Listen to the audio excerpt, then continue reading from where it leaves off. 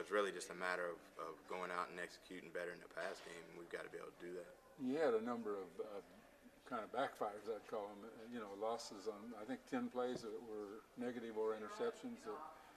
What were the problems there? I think we had a couple. We've got to do some things up front to sure that up, and we'll do that. We'll get those things corrected.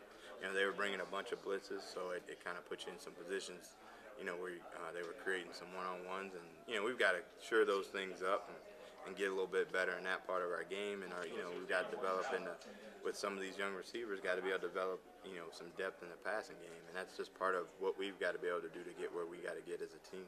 I guess one of the problems would be looking back constantly at a game that you weren't pleased with, and trying to get back to looking forward. I mean, how much of a problem is that for you this week? You got to start thinking ahead instead of thinking back. That's no problem. I think the whole thing, you want to get back on the horse. It's not one of those things where you lose and then you let that loss linger into the next week. It's 24 hours when you win. It's 24 hours when you lose. And you know what you got to correct. You go back and evaluate it, and then you move on to the next opponent. And that's part of coaching. That's part of life.